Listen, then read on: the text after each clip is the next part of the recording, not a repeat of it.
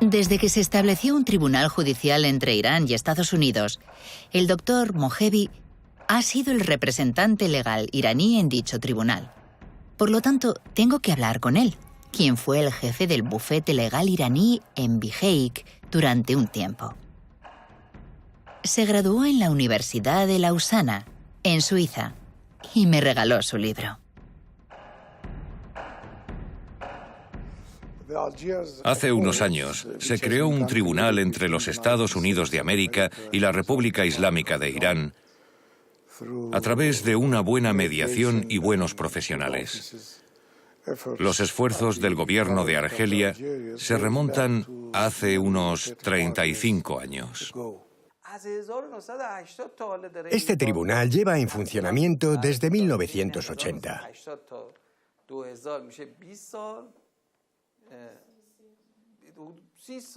Llevan trabajando ya 30 años. No es aceptable que un tribunal dure tanto tiempo. La pregunta que surge es por qué Irán es el solicitante de 16 casos, mientras que Estados Unidos solo es el solicitante de 1. Pero, ¿realmente por qué, a pesar de haber investigado tantas reclamaciones sobre las mayores demandas de Irán, no ha habido ningún veredicto todavía?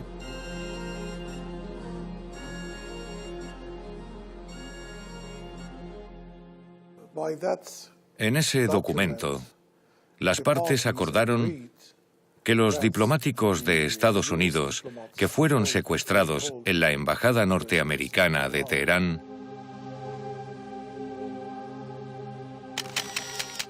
debían ser liberados a cambio del fin del bloqueo y la liberación de los activos iraníes que había bloqueado el presidente de los Estados Unidos en ese momento, que fue el presidente Jimmy Carter. Y esa promesa tampoco se cumplió. Por supuesto, una parte de ello, que era un acuerdo primario, se realizó, excepto la parte que se refería a los fondos para material militar durante el régimen del Shah.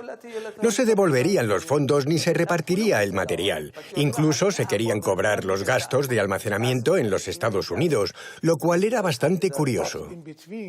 Entre medias, había algunas solicitudes de Estados Unidos a Irán que podrían clasificarse en 4 categorías principales.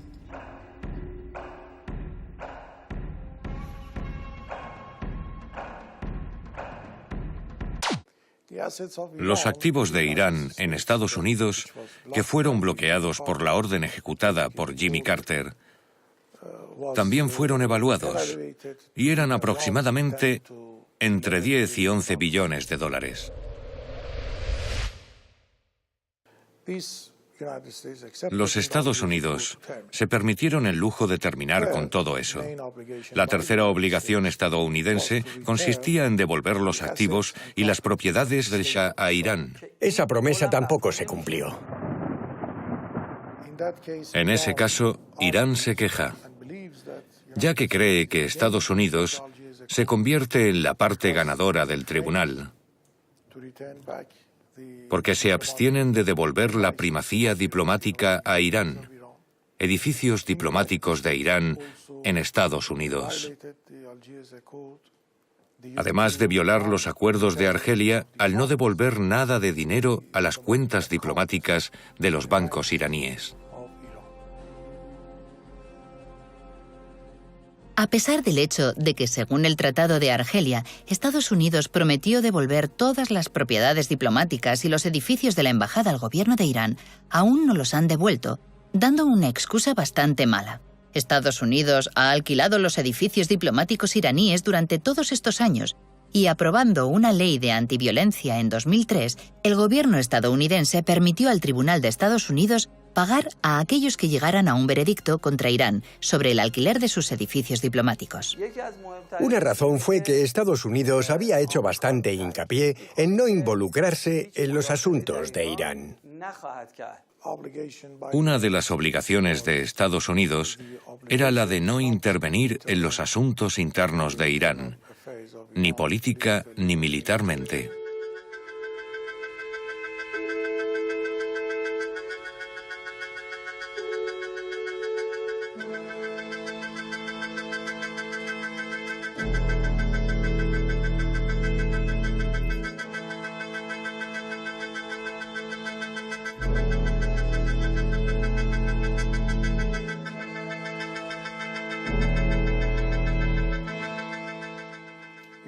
Irán puso el asunto de su bloqueo en manos de los tribunales.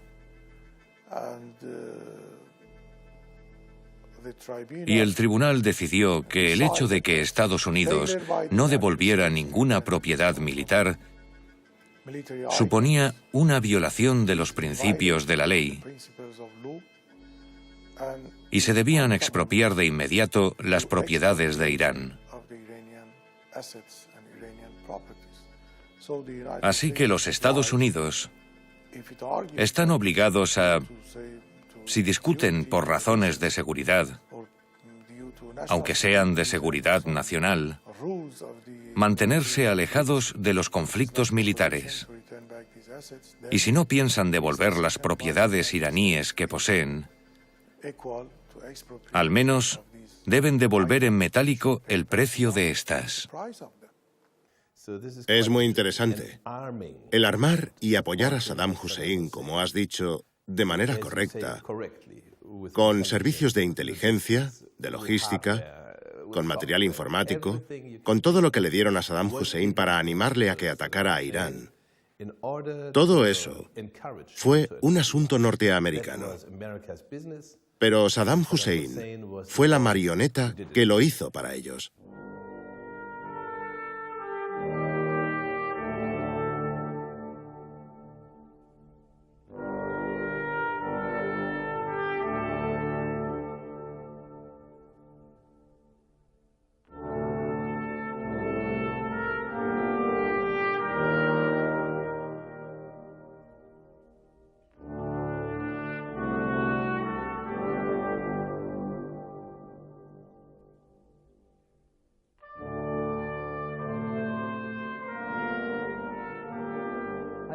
Diría que los Estados Unidos gastaron en Irak cada minuto, solo en Irak, $5.000 por minuto.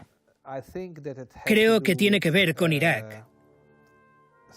Era más o menos un aliado de los Estados Unidos y por eso les proporcionaron todo ese material para que así atacaran a Irán. Finalmente, el tribunal, en el caso A-27, se posicionó en contra de los Estados Unidos y concedió a Irán sus demandas. Eso significaba que el tribunal reconocía que el sistema de imposición del sistema judicial de los Estados Unidos no era quien debía decidir las imposiciones a las que se quería someter al Tribunal de Reclamaciones entre Estados Unidos e Irán. Y por lo tanto, el gobierno de los Estados Unidos tuvo que pagar una indemnización al gobierno de Irán.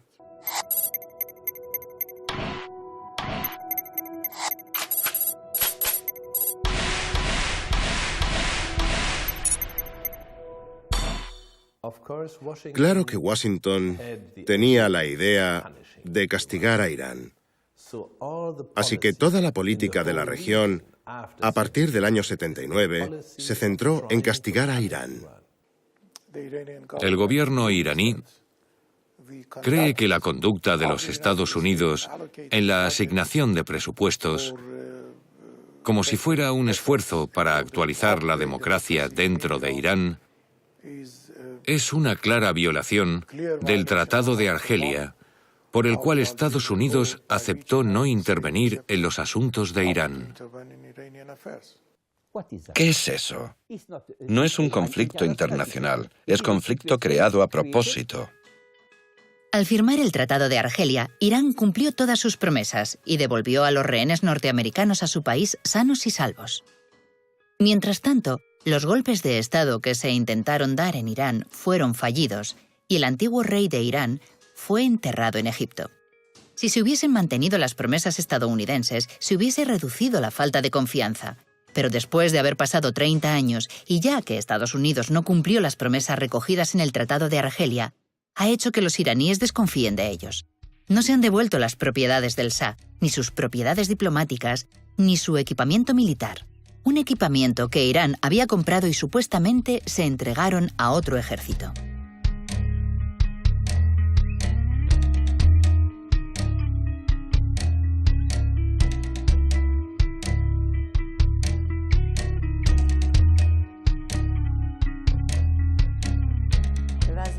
Irán, tras la revolución, estaba en una condición totalmente desorganizada. Sin embargo, había pasado 8 meses desde la revolución. Había revueltas por todo Irán. De vez en cuando, había hasta ataques terroristas. Estaban en crisis. La crisis política había influido sobre Irán.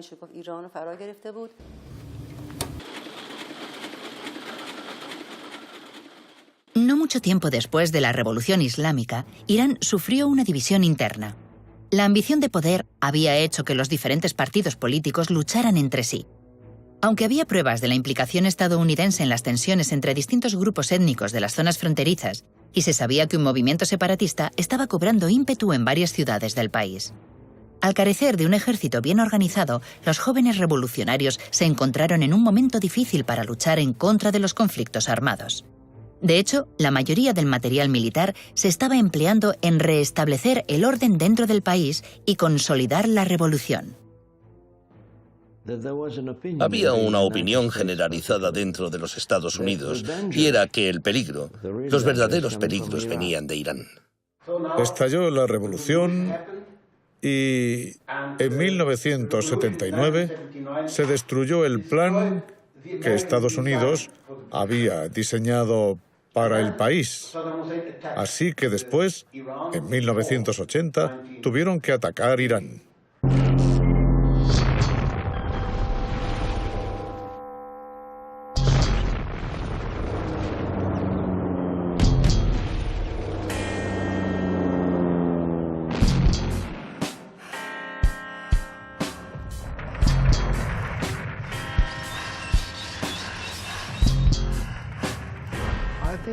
Creo que fue un fallo de cálculo del partido de Saddam Hussein,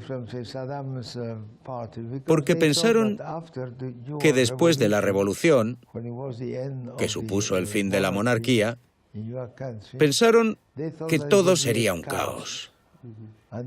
Así, después, podrían destruir la unidad del país para así poder cumplir uno de sus objetivos.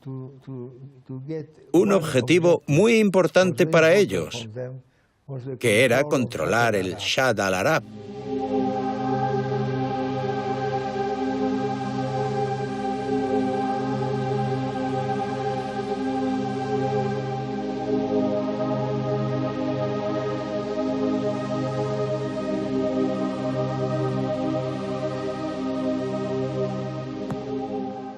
La llama de la paz mundial tiene un significado muy importante para aquellos que han vivido la destrucción y el derramamiento de sangre de la guerra. Mis recuerdos de niñez están repletos de llantos de niños, de explosiones y de cristales rotos. Durante 8 años, las muertes de aquellos que conocía fueron causadas por una cosa: el fuego de la guerra.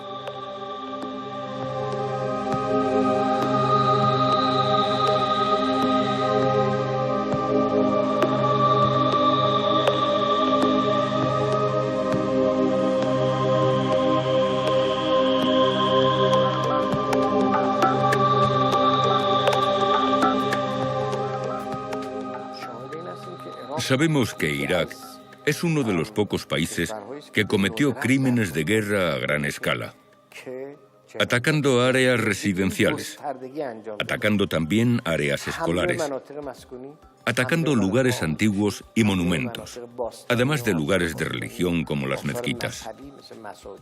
Pero es interesante que no solo no ha sido condenado, sino que de hecho se le ha apoyado.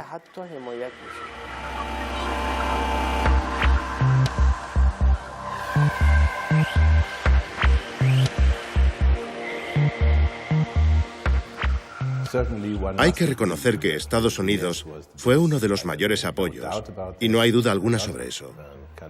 Muchos otros países también suministraron armas y material a Irak, a Saddam Hussein y a su gobierno, entre ellos Alemania. La razón por que Saddam Hussein se instaló en el poder fue gracias a la ayuda de Occidente.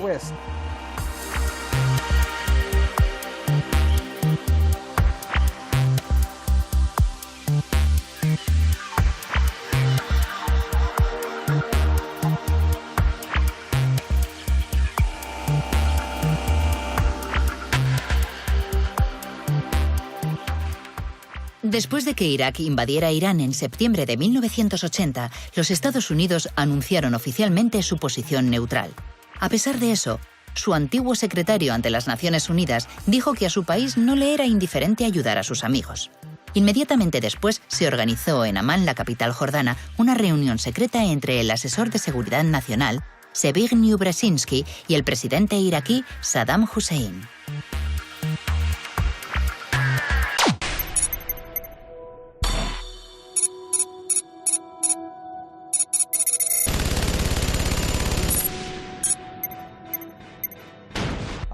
Creo que esto pasa especialmente en Oriente Medio.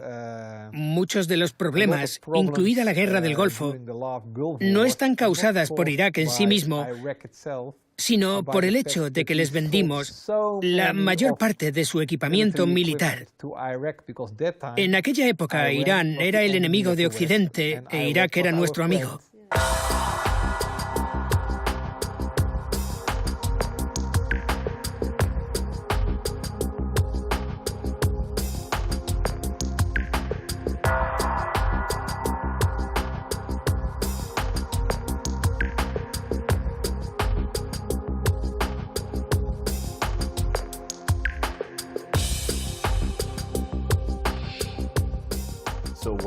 Lo único que intentan hacer es debilitarles.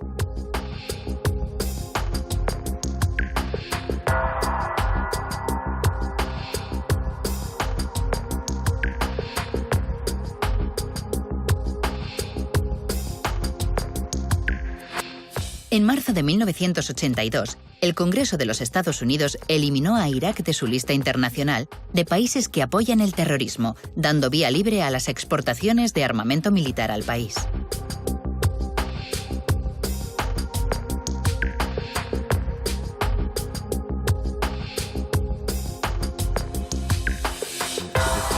Está muy claro que Estados Unidos no acepta a nadie, ¿cómo decirlo?, desobediente.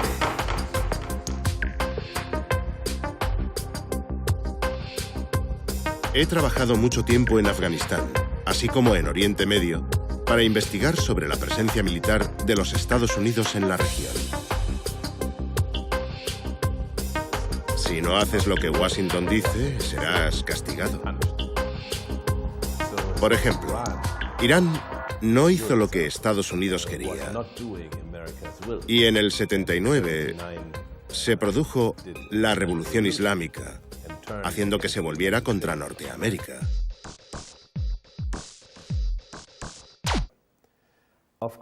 Creo que Washington tenía la idea de castigar a Irán. Así que toda la política de la región, a partir del 79, se centró en castigar a Irán. Desde entonces, desde hace 31 años, vemos una política de castigo.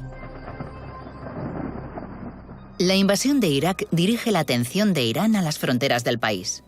En un año, las fuerzas de voluntarios en el frente son de gran ayuda frente a los defectos del ejército, creando gradualmente un muro impenetrable de gente por todas las fronteras. La firme resistencia preocupaba a los que apoyaban a Saddam. El secretario de Exteriores estadounidense, Alexander Haig, temiendo los avances iraníes dentro de Irak, se apresuró a anunciar que iban a proteger sus intereses en la región. Esos intereses y los intereses del mundo entero están protegidos por la independencia política y la integridad territorial de todos los estados de la región del Golfo Pérsico.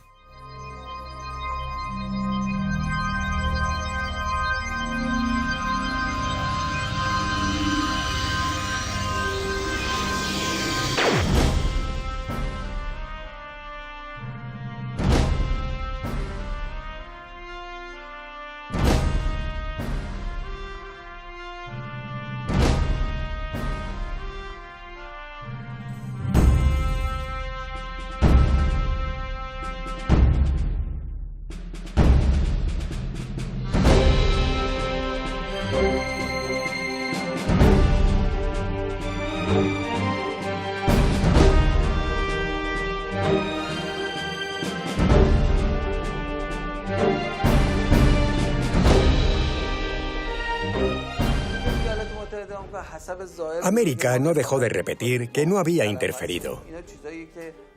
Pero tenemos que separar el efecto de la causa. Básicamente, lo que queremos ver es lo que hicieron en la práctica.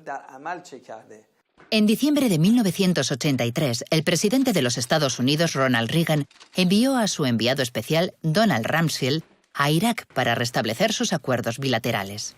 Casi un año más tarde, en noviembre de 1984, recibió al ministro de Asuntos Exteriores de Irak, Tarek Aziz, en la Casa Blanca.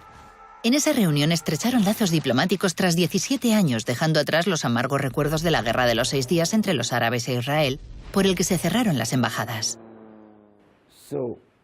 Así que todo el mundo sabía que en la guerra iban con Irak. Esta ayuda, especialmente militar, al régimen de Saddam Hussein, era una locura.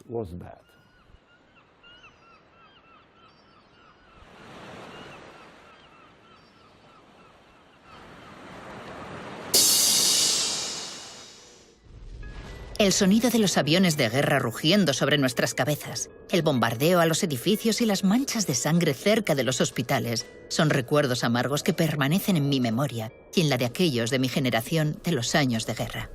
No sé cómo alguien pudo olvidar los traumas de la guerra y de la cara de aquellos que encendieron su mecha.